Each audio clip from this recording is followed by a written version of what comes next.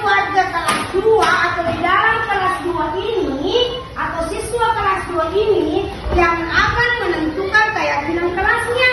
Kita sendiri yang akan tulis apa-apa yang kita mau tulis. Nah, mengerti nak? Mengerti?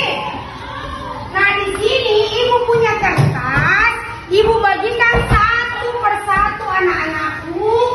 Boleh tulis maksimalnya 3, boleh tulis minimal 1. Jadi berapa saja kita mau tulis untuk keyakinan kelas. Mengerti? Nah, ibu bagikan ya. Nah, sekarang ibu tanya, ini mau warna apa? Warna pink. Nur? Warna pink. Ini kira? Warna pink juga. Kalau Farid? Apa namanya hijau? Hijau. Yang di atas itu yang ada anunya nak ya, lemnya. Kalau Gary warna apa Gary? Oranye.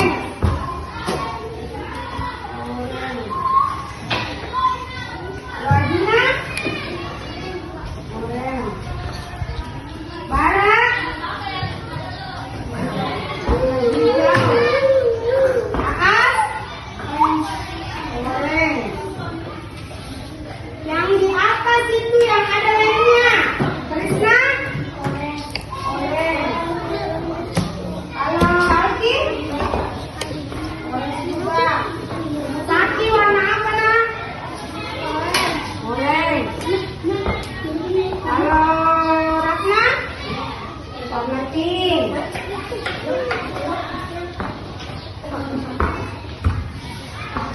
Kalau Jonathan?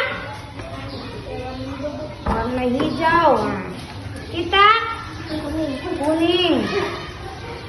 Kalau Padir? Warna apa nak? Warna ungu di sini. Warna apa? Oranye. Kalau lainnya? Warna kuning. Kalau Parut? Warna oranye.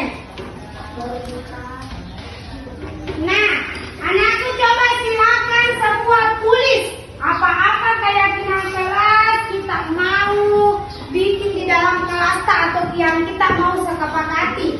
Jadi nanti itu ibu padatkan semua keyakinan yang sudah ditulis nah ya. Nah, nanti kita percantik, nanti kita print, baru kita tempel bersama-sama. Setelah itu kita tempelkan ke dinding supaya selalu diingat keyakinan kelasnya. Yang sudah boleh naik di papan tulis ditempelkan. Yang sudah selesai silakan naik. Bu, tapi kan tidur ibu. Iya sini ibu bantu. Nah, di sini saya nak. Ya. Apa lagi? Silakan naik.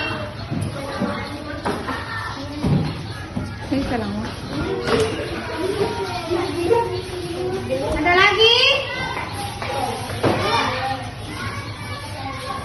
Nah, oke, kita mau tempelin. Nah, siapa lagi? Silakan yang sudah silakan naik tempel.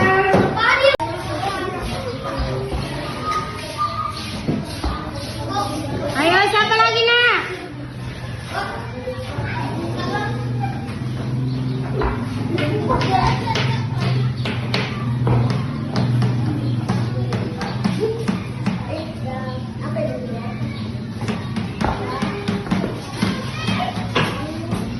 Harus silakan naik nak kalau selesai. Krisna, Alki.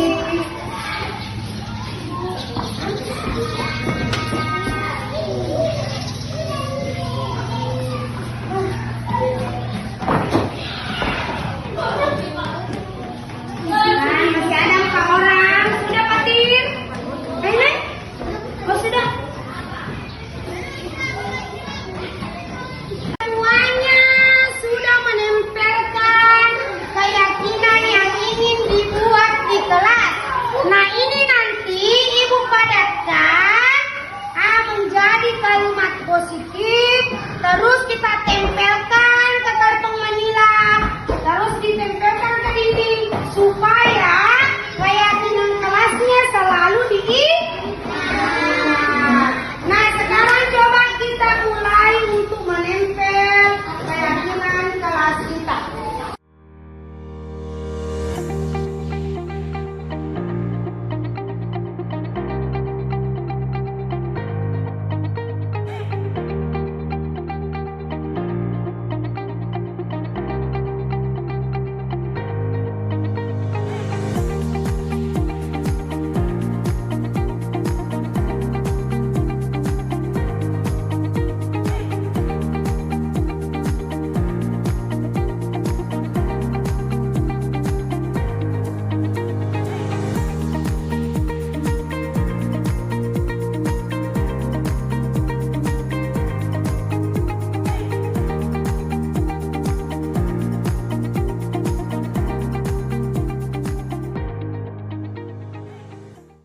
Assalamualaikum warahmatullahi wabarakatuh.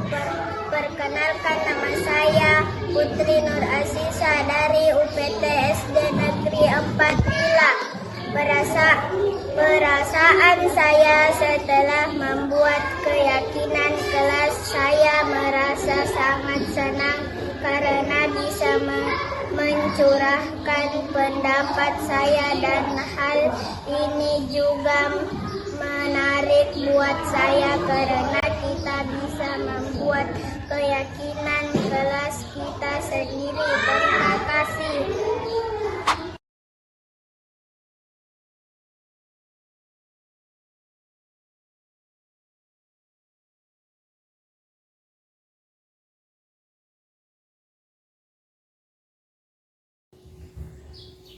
Terima kasih. Sebelum saya memulai pemaparan materi saya akan membacakan sebuah pantun. Saya memohon bantuan Bapak Ibu guru hebat untuk membalasnya dengan kata mengeluh. Pergi ke pasar di waktu malam, membeli jeruk dan juga nanas. Siapa semangat menjawab salam, saya doakan hutangnya lunas. Assalamualaikum warahmatullahi wabarakatuh. Waalaikumsalam warahmatullahi wabarakatuh. Puji syukur kehadirat Allah Subhanahu wa Ta'ala sehingga kita diberi kesehatan untuk bisa hadir di tempat yang sederhana ini. Tak lupa pula kita kirimkan salawat dan taslim bagi Nabiullah Sallallahu Alaihi Wasallam, Nabi yang telah mengangkat kita ke alam kegelapan menjadi alam terang benderang. Jadi pada kesempatan kali ini saya akan memaparkan materi saya tentang budaya positif.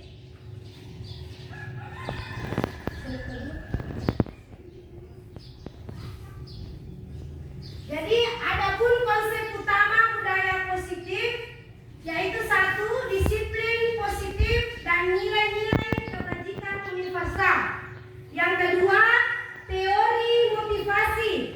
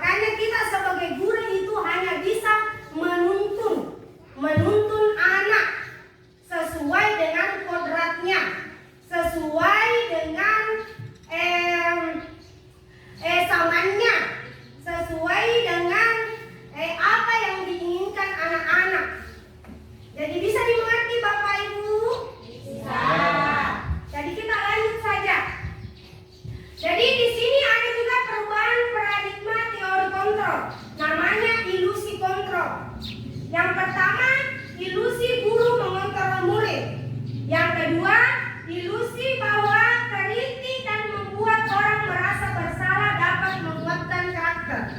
Yang ketiga, ilusi bahwa sebuah pengetahuan positif efektif dan bermanfaat. Yang keempat, ilusi bahwa orang dewasa memiliki hak untuk memaksa.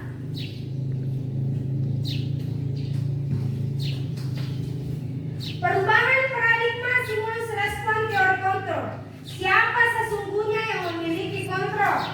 Ada di sini ada stimulus respon dan teori kontrol. Saya sebutkan satu saja ya Bapak Ibu. Di sini ada stimulus responnya.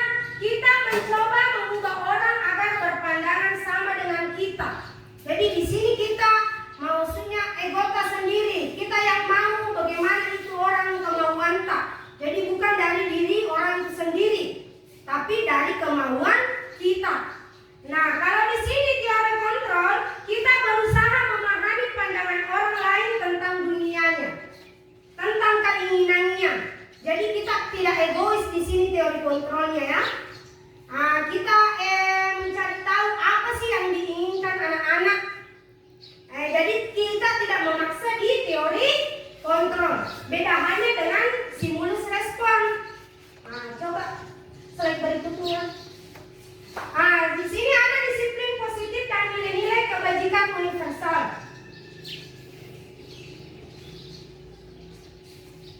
Apakah makna kata disiplin? Disiplin berasal dari kata Latin disciplina yang artinya belajar. Disiplin diri membuat orang menggali potensinya menuju sebuah tujuan apa yang dihargai.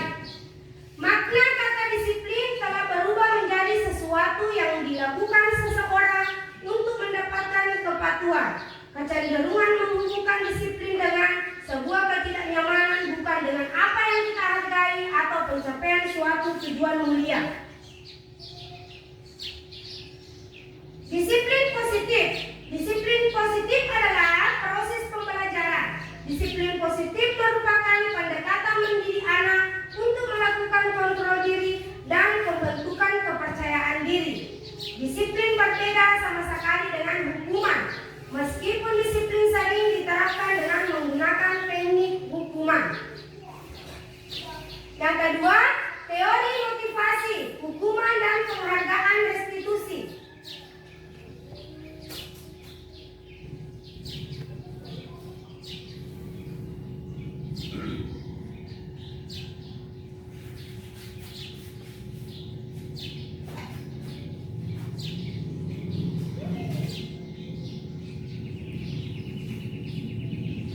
Yang ketiga, motivasi perilaku manusia.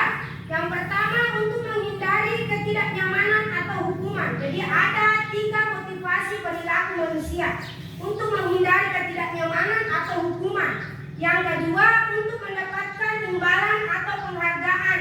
Yang ketiga, untuk menjadi orang yang mereka inginkan dan menghargai diri sendiri dengan nilai-nilai yang mereka percaya. Jadi di sini yang pertama untuk menghindari hukuman. Contoh Bapak Ibu, siswa kita datang pagi-pagi ke sekolah, dia tidak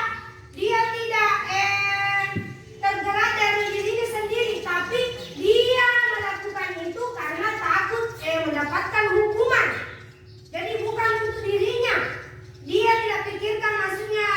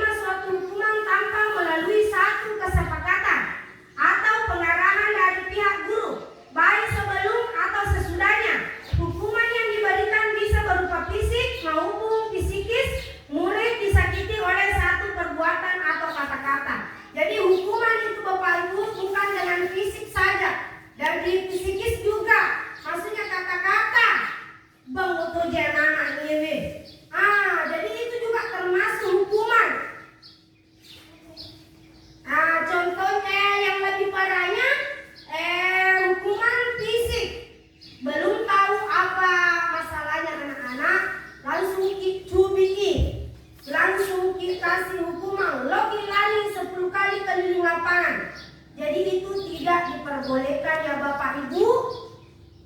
Nah, coba slide berikutnya. Nah, sedangkan konsekuensi, sementara disiplin dalam bentuk konsekuensi sudah terencana atau sudah disepakati. Jadi konsekuensi ini sudah direncanakan, sudah disepakati. Nah, makanya kita bikin yang namanya keyakinan kelas. Jadi jika anak-anak melakukan sesuatu, nah dihadirkan itu yang namanya keyakinan kelas. Jadi konsekuensi atau hukuman yang lebih bagus Bapak Ibu. Hukuman atau konsekuensi? Ya, konsekuensi. Nah, slide berikutnya di.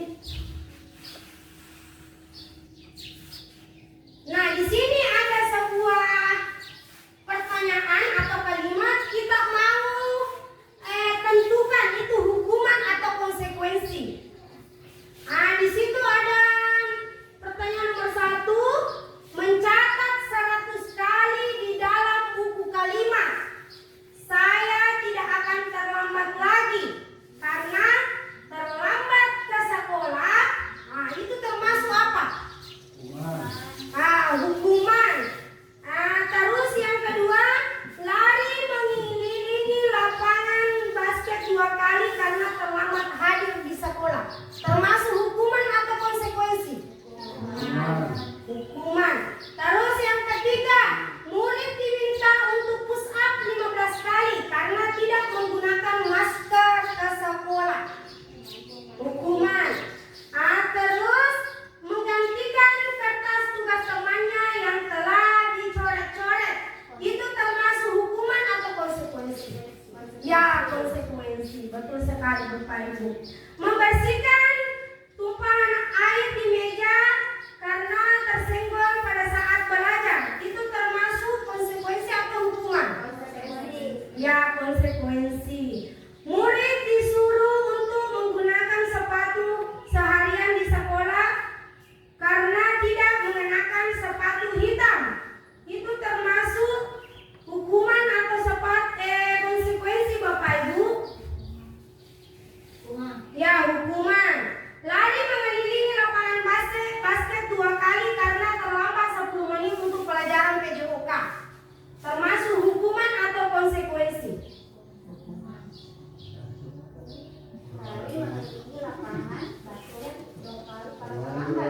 Bagaimana? Hukuman.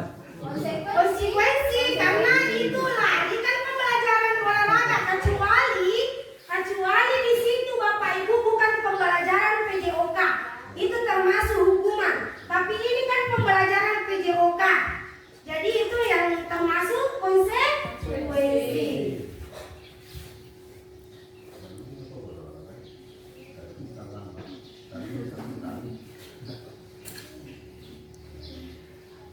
Adapun pengertian restitusi. Restitusi adalah proses menciptakan kondisi bagi murid untuk memperbaiki kesalahan mereka sehingga mereka bisa kembali pada kelompok mereka dengan karakter yang lebih kuat.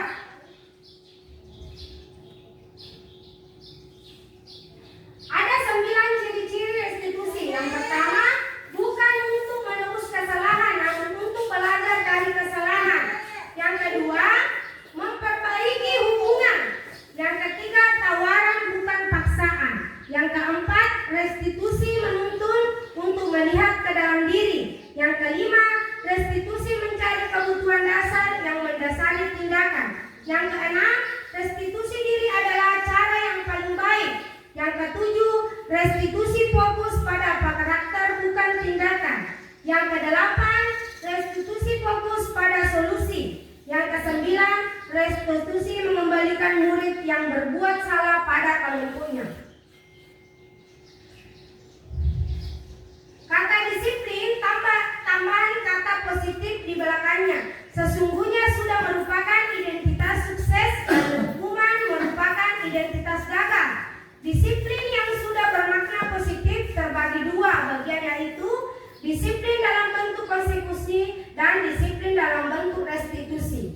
Jadi ada 2 disiplinnya Bapak Ibu, disiplin dalam konsekuensi dan disiplin dalam restitusi. Yang ketiga, yang saya tadi bicarakan yaitu keyakinan kelas. Jadi sebelum kita menjudge anak-anak kita tidak ada yang namanya kata hukuman. Jadi namanya konsekuensi. Makanya kita harus membuat yang namanya keyakinan kelas. Definisinya yaitu satu, mengapa kita memiliki peraturan tentang penggunaan helm pada saat mengendarai kendaraan roda 2 atau motor. Yang kedua, mengapa kita memiliki peraturan tentang penggunaan masker dan mencuci tangan setiap saat. Nilai-nilai keselamatan atau kesehatan inilah yang kita sebut sebagai suatu keyakinan. Dengan menekankan pada keyakinan akan lebih memotivasi seorang diri dalam seseorang akan lebih tergerak dan bersemangat untuk menjalankan keyakinannya daripada hanya sekedar mengikuti serangkaian peraturan tertulis tanpa makna. Murid-murid pun demikian. Mereka perlu mendengarkan dan memahami arti sesungguhnya tentang peraturan-peraturan yang diberikan, apa nilai-nilai kebajikan di balik peraturan tersebut, apa tujuan utamanya, dan menjadi tidak tertarik atau takut sehingga hanya sekedar mengikuti serangkaian peraturan-peraturan yang mengatur mereka tanpa memahami tujuan mulianya. Nah, di sini ada peraturannya. Saya sebutkan satu saja keyakinan kelas itu termasuk apa?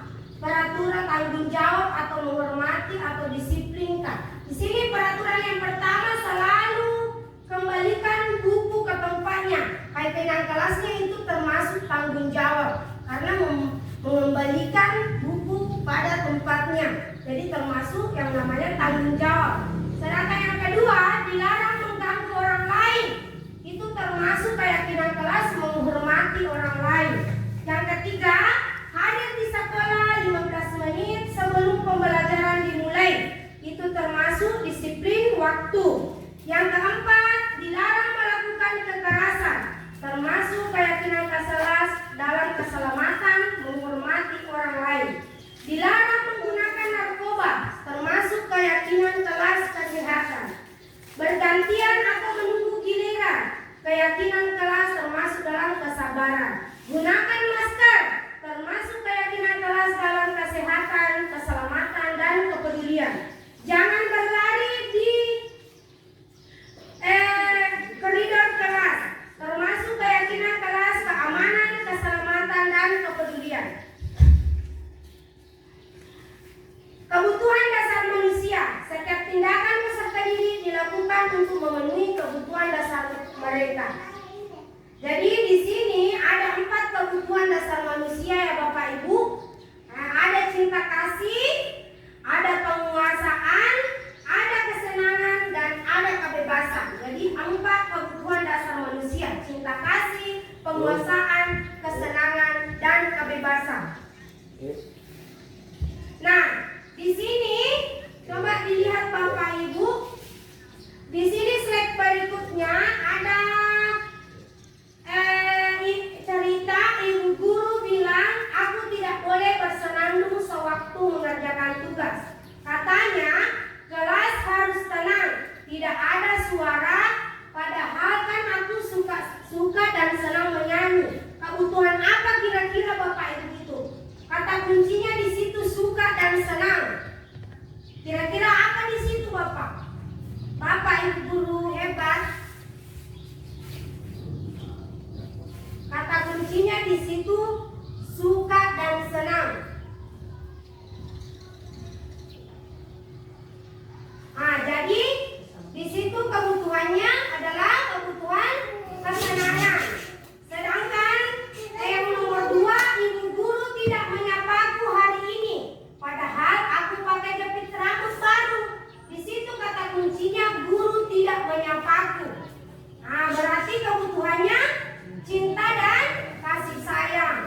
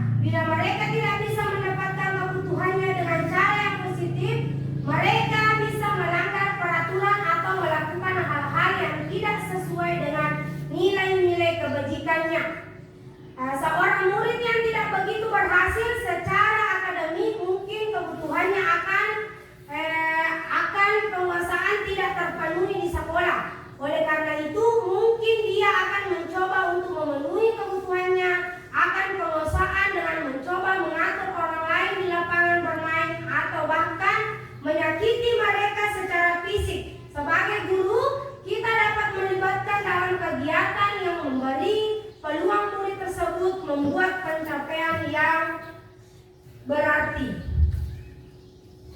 Adapun 5 posisi kontrol guru. Jadi ada 5 posisi kontrol guru. Yang pertama ada penghukum, yang kedua ada monitor atau pemantau, yang ketiga teman, yang keempat pembuat orang merasa bersalah, yang kelima manajer. Kira-kira Bapak Ibu yang mana pernah Bapak Ibu lakukan di sini di posisi kontrol guru? Hukum. Hukum paling sering. Kalau bagi saya Bapak Ibu sebelum belajar di pendidikan guru penggerak ini, saya sudah lakukan semua posisi kontrol guru ini. Yang sering penghukum. Nah ternyata di sini Bapak Ibu yang paling bagus posisi kontrol guru di situ adalah manajer. Jadi adalah manajer. Nah di sini ada sebuah video. Coba Bapak Ibu perhatikan video posisi kontrol guru.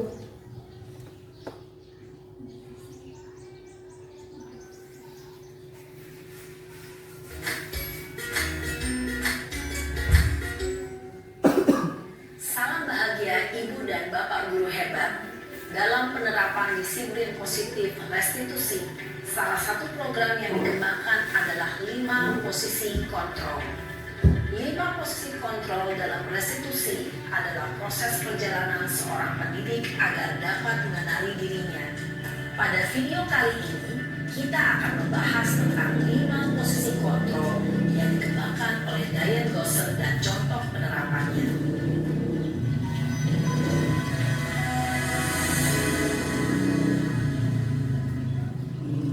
5 posisi kontrol itu adalah 1. Posisi penghukum.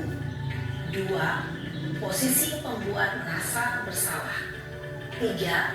Posisi teman. 4. Posisi pemantau atau monitor. Dan 5. Posisi manajer. Untuk lebih memahami kelima posisi tersebut, mari kita saksikan kasus Naren yang terlambat hadir 20 menit di sekolah dan melihat bagaimana kelima posisi kontrol dalam menghadapi masalah tersebut. Jadi posisi penghukum pertama Bapak Ibu.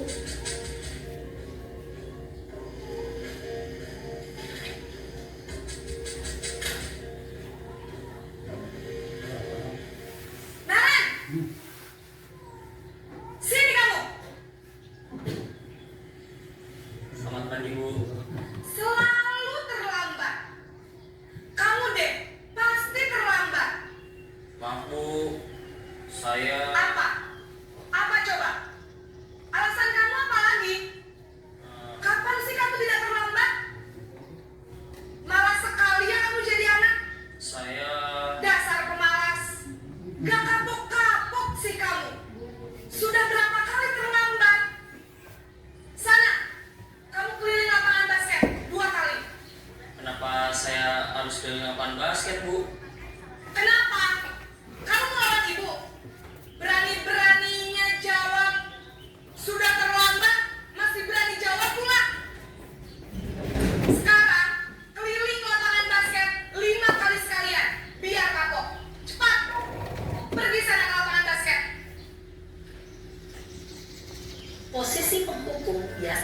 Nah, jadi itu tadi posisi penghukum Bapak Ibu ya, tanpa mendengar penjelasan dari anak-anak langsung memarahinya. Apalagi kalau punya permasalahan dari rumah dibawa ke sekolah ya. Begitu memarahinya Bapak Ibu. Lanjut. Saya berbicara dengan nada tinggi, menghardik, menunjuk-nunjuk, menyakiti, dan menyindir. Hukuman bisa berupa fisik maupun psikis.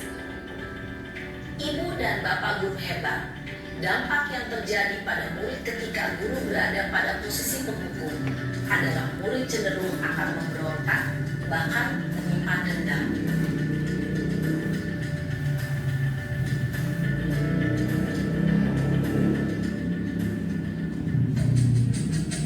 Posisi kedua, membuat merasa bersalah.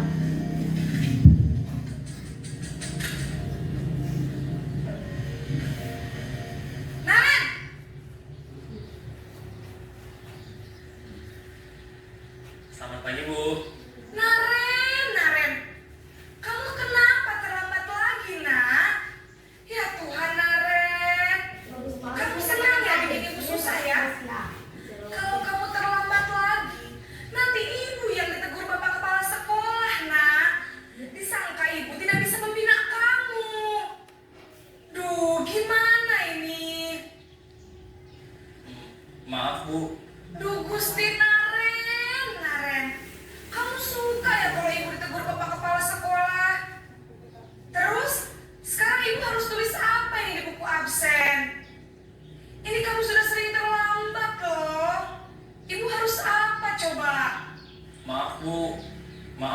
maaf sekali.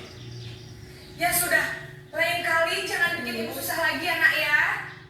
Ibu tidak akan kuat lagi kalau kamu begini terus. Bisa jantungan kalau ibu tegur bapak kepala sekolah. Sana cepat ke kelas. Maaf ya Bu, maaf sekali. Jadi di Posisi sini anak-anak diserahkan berpadu dunia atas nada tenang cenderung lembut. Namun jadi di sini anak-anak diserahkan atas kejadian yang ketika dimarahi sama kepala sekolah. Jadi gara-gara kita nak saya dimarahi sama kepala sekolah, apa Nada tidak kasihan sama saya. Jadi siswa itu merasa bersalah karena gara-gara saya yang dimarahi guru saya. kata-kata yang diutarakan membuat murid merasa menjadi orang yang gagal, memandang buruk dirinya sendiri, merasa tidak berharga, dan tidak sanggup membahagiakan orang lain.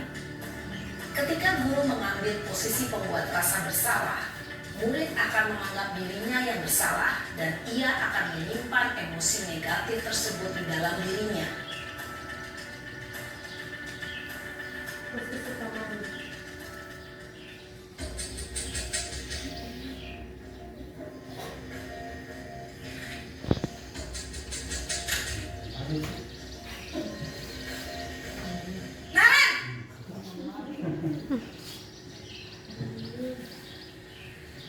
Selamat pagi Bu. Wah, sudah jam berapa ini nak? Terlambat lagi ya sayang. Iya Bu, habis ibu saya lupa membangunkan saya Bu. Kamu malah menyalahkan ibu kamu. Kamu bukannya anak yang larinya paling kencang. Kok terlambat sih? Iya Bu, saya memang terlambat bangun tadi. Jadi biarpun saya lari kencang, tetap gak kekejar Bu. Ya sudah sana. Nanti lain kali larinya lebih kencang lagi ya. Biar gak terlambat lagi. Bikin seneng ibu. Demi ibu. Bisa kan? Bisa lah Bu. Ya sudah sana masuk kelas. Ibu beresin urusan absen kamu. Kamu ini ada-ada saja. Dalam posisi teman, guru berbicara dengan nada suara ramah, akrab, cenderung bersenda gurau untuk menjaga suasana tetap santai. Murid akan merasa senang, aman, dan akrab dengan guru. Identitas yang tercipta adalah identitas sukses atau berhasil. Namun, perlu diingat, karena ini masih dorongan eksternal, maka ada faktor ketergantungan dari murid kepada orang tertentu. Di sini, guru absennya, sehingga di lain waktu, murid bisa berperilaku baik, namun hanya kepada orang-orang tertentu saja.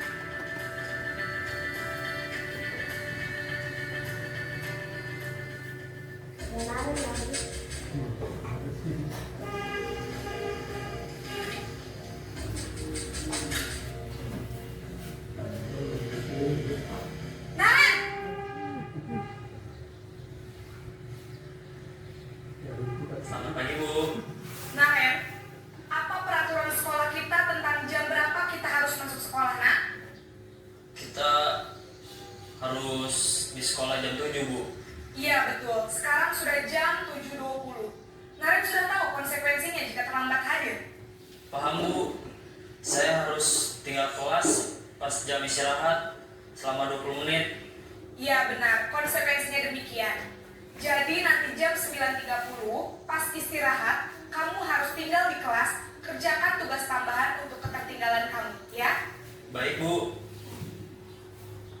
Berdasarkan peraturan dan konsekuensi, seorang pemantau menunjukkan bahasa tubuh dan ekspresi wajah yang datar dan cenderung formal.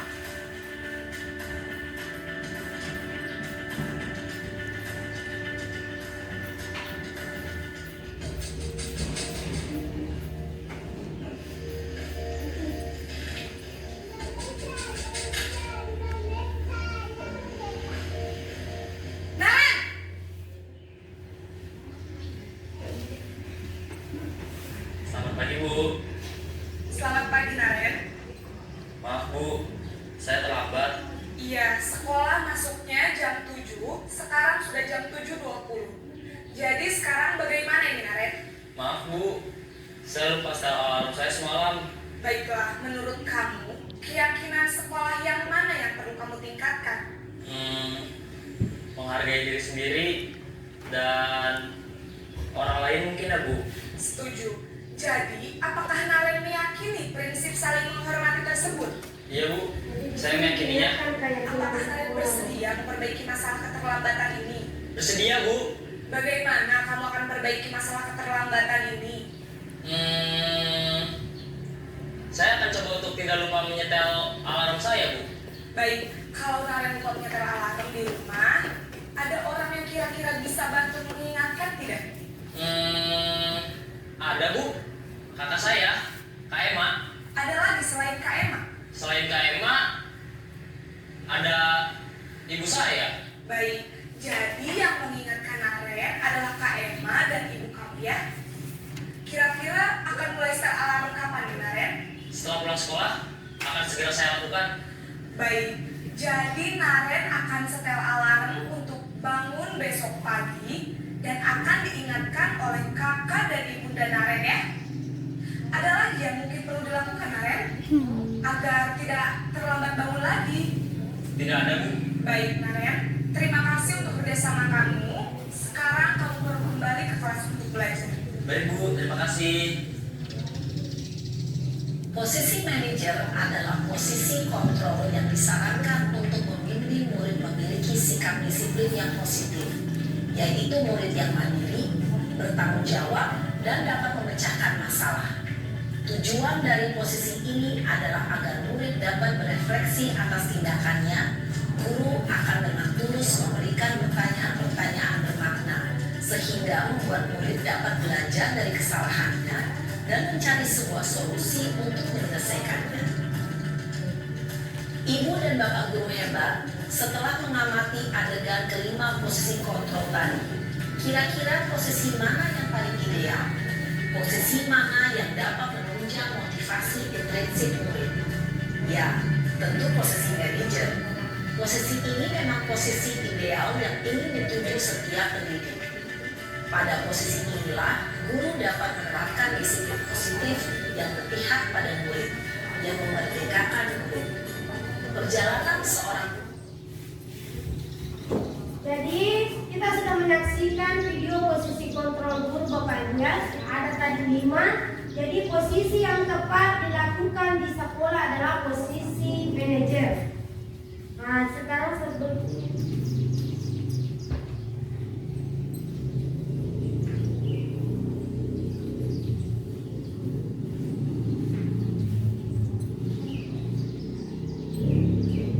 di sini ada contoh kalimat dalam posisi kontrol. Yang pertama, posisi kontrol penghukum. Patuhi aturan saya atau awas. Kamu selalu saya tidak salah. Selalu, pasti selalu yang terakhir selesai. Jadi itu termasuk kata-kata penghukum. Yang kedua, pembuat orang merasa bersalah. Ibu sangat kecewa sekali dengan kamu. Berapa kali Bapak harus memberitahu kamu ya? Gimana coba kalau orang tua kamu tahu kamu berbuat begini? Yang ketiga, teman. Ayo, bantulah demi Bapak ya. Ayo ingat tidak bantuan Bapak selama ini. Apakah kamu tidak ingat bantuan Bapak selama ini? Ya sudah, kali ini tidak apa-apa, nanti Ibu bantu bereskan. Jadi di sini posisi kontrol sebagai teman, dia membantu tanpa memberikan solusi. Yang ketiga, monitor atau pemantau. Peraturannya apa? Apa yang telah kamu lakukan? Sanksi atau konsekuensinya apa? Hanya mengingatkan, kira-kira kalau kamu begini apa hukumannya? Nah, sedangkan manajer, apa yang kita yakini, kembali keyakinan kelas atau keyakinan sekolah. Kita mengingatkan, apa masih ingat keyakinan kelas tanah? Atau apa masih ingat keyakinan sekolah? Yang kedua, apa kamu meyakininya? Yang jika kamu meyakininya, apakah kamu bersedia memperbaikinya? Jadi kita bertanya kepada anak-anak. Jadi kalau anak-anakku sudah meyakini keyakinan kelasnya, apa bersedia untuk memperbaikinya, nak? Nah,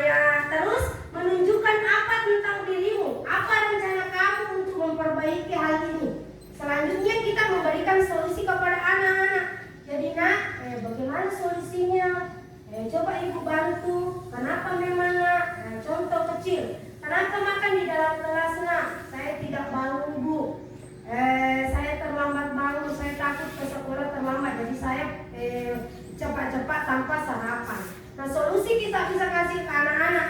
Nah, besok kasih bunyi ke alarm tak, bangun ke pagi-pagi. Bisa kita sarapan sebelum ke sekolah. Jadi kita memberi solusi anak-anak tanpa mencaksi yang belum mengetahui apa solusinya anak-anak langsung diberikan hukuman. Adapun segitiga restitusi. Segitiga restitusi adalah proses menciptakan kondisi bagi murid untuk memperbaiki kesalahan mereka sehingga mereka bisa kembali pada kelompok mereka dengan karakter yang lebih kuat. Di sini ada penerapan segitiga restitusi ya Bapak Ibu, ada validasi tindakan yang salah, ada menstabilkan identitas, ada menanyakan keyakinan kelas. Coba kita perhatikan video segitiga restitusi Bapak Ibu di atas.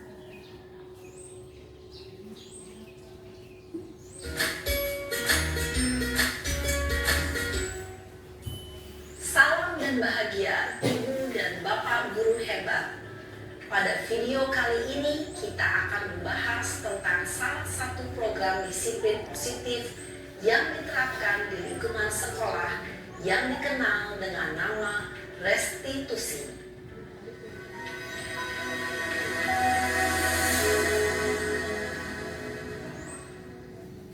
Restitusi dikembangkan oleh pakar pendidikan Diane Gosser, berlandaskan pada teori kontrol Dr. William Blaser. Segitiga restitusi adalah suatu proses dialog yang dijalankan oleh guru atau orang tua agar dapat menghasilkan murid yang mandiri dan bertanggung jawab. Pada saat guru di posisi manajer, aspek yang dikembangkan pada murid adalah motivasi intrinsik, sehingga penanaman nilai-nilai kebajikan dapat tumbuh dan berkembang menjadi suatu kebiasaan positif yang akhirnya membentuk karakter murid. Proses dialog ini terdiri dari 3 langkah yang digambarkan pada ketiga sisi pada segitiga restitusi. Sisi pertama adalah menstabilkan identitas. Sisi yang kedua adalah validasi tindakan yang salah. Dan sisi yang ketiga adalah menanyakan keyakinan. Ibu dan Bapak guru, berikut ini akan ditunjukkan bagaimana seorang guru berada dalam posisi manajer menggunakan penerapan segitiga restitusi.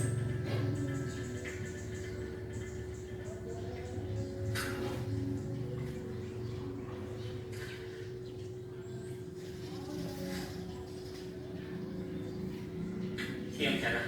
Siang Pak. Sudah lama nggak ketemu Sarah? Kenapa hari ini ada di sini? Kesel Pak, kesel banget. Masa aku dikatain tukang fitnah Pak? Ya aku marah lah. Aku balik ngatain Eka di depan kelas. Kesel banget. Oh begitu. Ya pasti kamu marah dan kesal. Bapak juga akan marah apabila ada yang menuduh Bapak seperti itu. Kemudian pada saat itu kamu mau melakukan apa? Ya saya langsung ngatain Eka lah Pak. Kesel banget. Saya bentak-bentak dia di depan teman-teman lain. Oh begitu. Pasti kamu melakukan seperti itu karena suatu alasan tertentu bukan? Iyalah, masa saya diam saja Pak? Ya saya bela diri lah. Masa saya dituduh tukang fitnah? Ya wajar lah. Mempertahankan harga diri itu sesuatu yang penting buat kamu. Untung kamu tidak bertindak lebih gegabah lagi. Hanya membentak-bentak. Iya Pak. Untung saya masih bersabar dan hanya membentak saja. Sudah gemes padahal. Saya pasti bela diri lah. Ya pasti ya. Tapi kamu memilih untuk tetap bertahan dan bersabar. Kamu memilih untuk tidak berbuat lebih parah lagi kan? Iya. Nah, sekarang coba kita lihat lagi tindakan kamu yang bentak-bentak Eka di kelas. Tindakan kamu itu kira-kira sesuai dengan keyakinan kelas atau prinsip kamu tidak? Enggak lah Pak. Capek Pak jadi pemarah. Jadi keyakinan atau prinsip mana yang kurang sesuai dengan keinginan kamu? Ya, saya sebenarnya sangat menghargai orang lain. Mungkin saat itu saya menjadi emosi. Jadi tidak menunjukkan sikap itu. Kamu meyakini tidak? Menghargai orang lain itu penting buat kamu. Yakinlah Pak. Iya, setuju. Kita harus saling menghargai. Namun, ada juga keyakinan yang kita sepakati yang perlu kita jalankan apabila kita sedang marah, bukan? Ya, saya bisa lebih proaktif, mulai dengan diri sendiri. Saya bisa jadi lebih bersabar, mengambil waktu jeda untuk berpikir mau apa selanjutnya. Kira-kira kamu bersedia memperbaiki masalah ini tidak? Bersedia Pak. Kalau kamu memperbaiki masalah ini, kamu akan menjadi orang seperti apa? Saya akan menjadi orang yang bertanggung jawab kali ya Pak. Dan senantiasa proaktif. Iya, menurut kamu bagaimana rasanya menjadi orang seperti itu? Ya nyaman lah, bangga bisa bersabar dan menahan diri. Baiklah kalau begitu. Yuk kita pikirkan bagaimana memperbaiki masalah ini.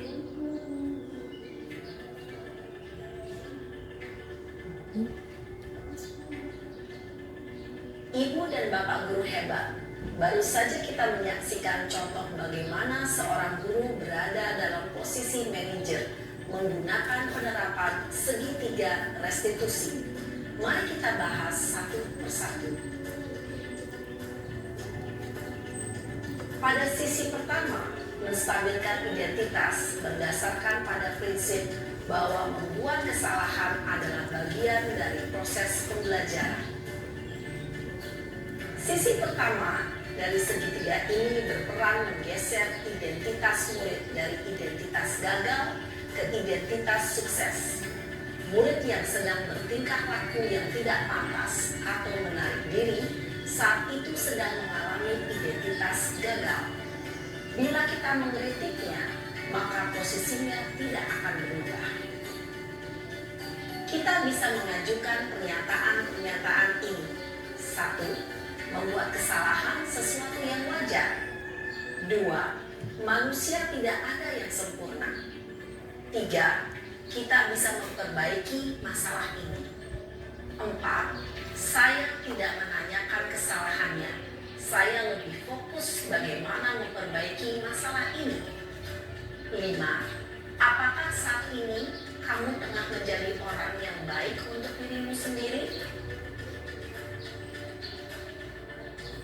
Pada sisi kedua, validasi tindakan yang salah berlandaskan pada prinsip bahwa setiap perilaku berupaya memenuhi suatu kebutuhan tertentu. Guru yang telah memahami teori kontrol akan bergeser dari pemikiran stimulus respon menjadi proaktif dan mencoba untuk mengenali tujuan dari perilaku murid, mengenali dan mengakui kebutuhan murid ini dapat memperbaiki hubungan dengan murid tersebut. Pernyataan atau pertanyaan bisa disampaikan dengan nada suara tidak menghakimi atau memojokkan, sehingga dapat mengembalikan murid pada posisi positif. 1. Kamu bisa saja bertindak lebih gegabah lagi dari ini. 2. Kamu bukan melakukannya tanpa suatu alasan tertentu. 3. Kamu melakukannya karena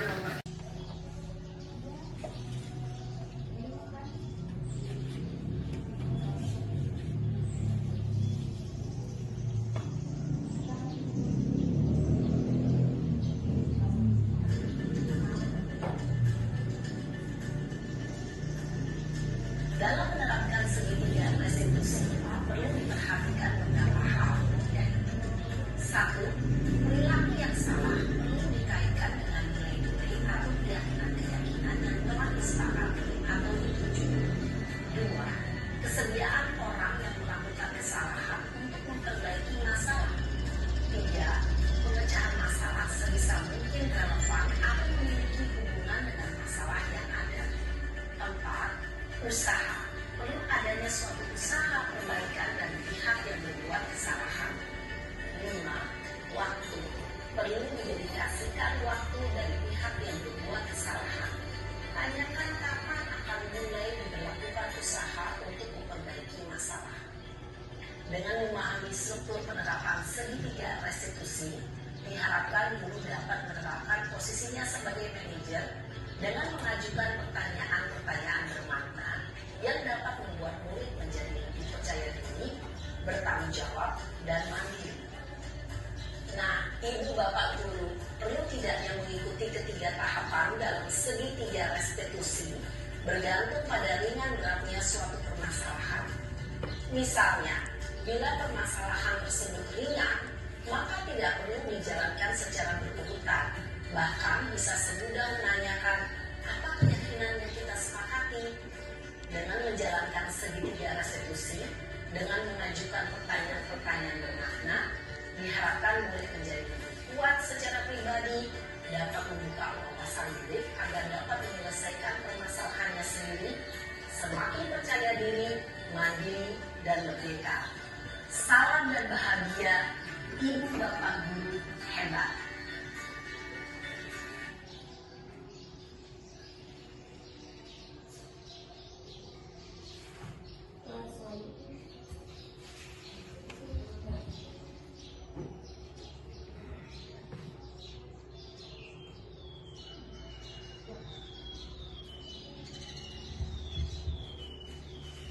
Demikianlah penjelasan mengenai restitusi segitiga sebagai upaya-upaya yang dapat dilakukan dalam membangun budaya positif di sekolah. Tentunya untuk mewujudkan hal ini membutuhkan proses yang tidak bisa dilakukan dalam waktu singkat.